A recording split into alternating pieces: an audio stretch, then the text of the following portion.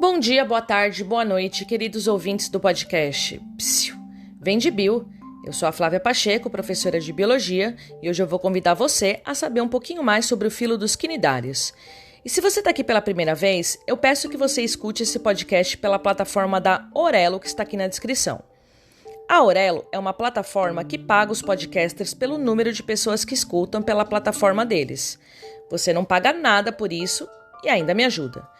E se você quiser se tornar um apoiador desse podcast, você pode contribuir com uma assinatura mensal. Em troca, você recebe um atendimento personalizado. As informações estão todas no site da Orelo. E segue a gente lá no Instagram e no TikTok, @PsiuVendeBio. Agora chega de enrolação e vamos lá!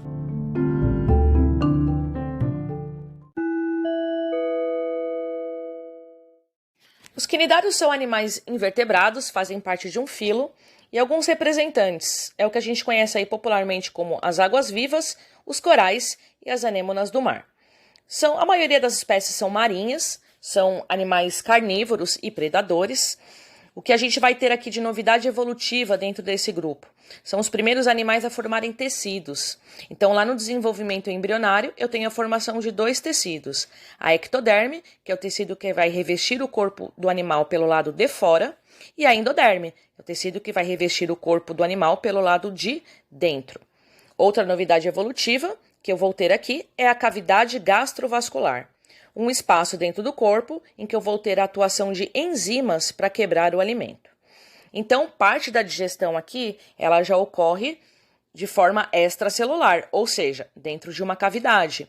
Só que como é o primeiro grupo de animais a ter essa cavidade, ainda não é algo tão complexo como um estômago, por exemplo, ou um intestino.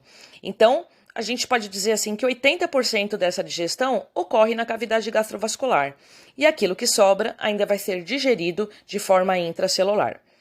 Dentro desse grupo eu tenho também 2 formas de vida, o que a gente vai chamar popularmente de pólipo, que é a forma fixa ou séssil, ou seja, que ela não se movimenta, ela fica fixa no substrato, e uma forma móvel, que a gente vai chamar aí de medusa.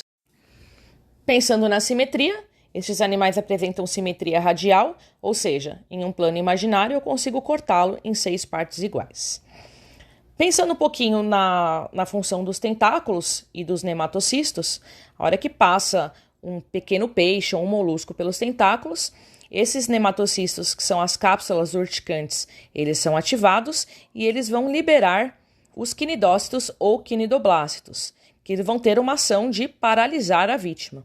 Paralisando a vítima, né, ou seja, a presa, o tentáculo pega e coloca dentro da boca. E aí, através da boca, vai parar lá na cavidade gastrovascular, onde ele vai ser digerido.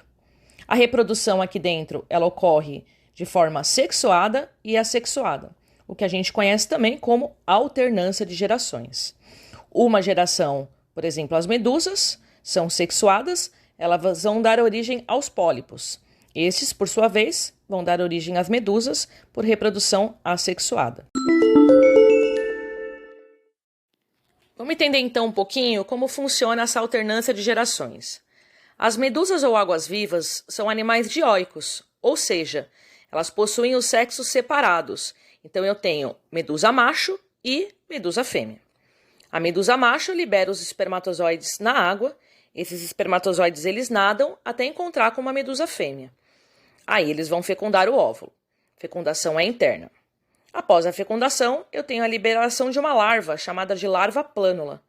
É uma larva móvel, ou seja, ela é carregada pelas correntes oceânicas até que ela encontra um local e se fixa. E aí ela dá origem ao pólipo. Esse pólipo ele começa a se desenvolver, sofre um processo que a gente chama de estrobilização, que nada mais é do que uma divisão transversal, e na ponta do pólipo, a gente tem a formação do que a gente chama de éfiras, que nada mais são do que medusas imaturas, ou que a gente pode pensar aí, medusinhas bebês. À medida que essas medusinhas bebês elas são liberadas do pólipo, elas se desprendem do pólipo e continuam aí o seu desenvolvimento de forma móvel. Quando se tornam adultas, eu tenho novamente esse ciclo. Então, eu tenho uma parte desse ciclo sexuada, que envolve as medusas adultas trocando gametas, espermatozoide encontrando com o óvulo. Após esse momento, eu tenho a formação de uma larva de vida livre, que ela vai encontrar aí um local no substrato e se fixar. Esse pólipo dando origem ao pólipo.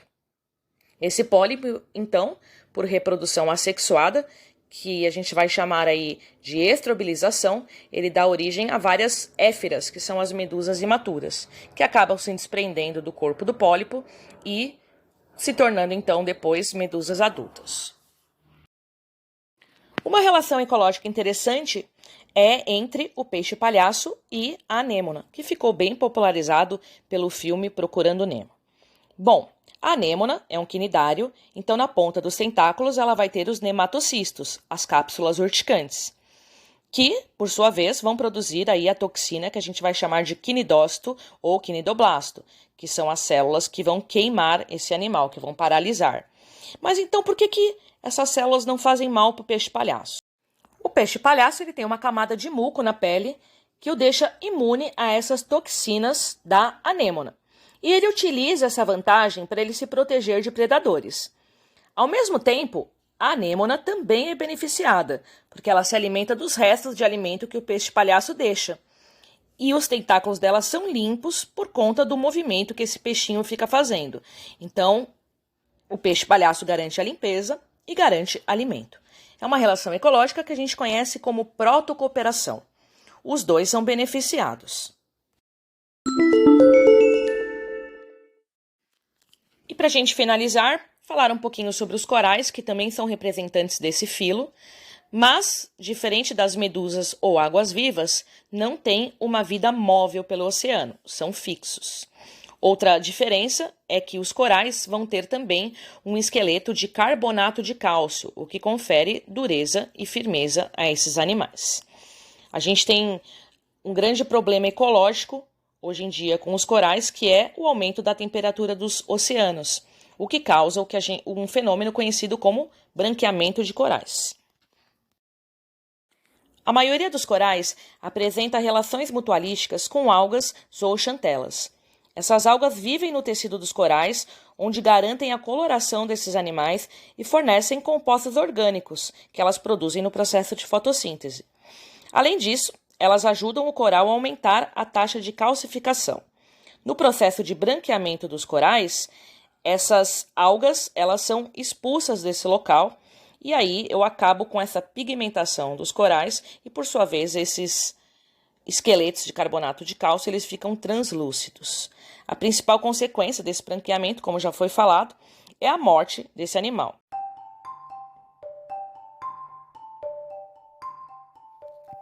Gostou desse conteúdo? Então eu peço que você compartilhe esse episódio com os seus amigos e até a próxima. Beijinhos!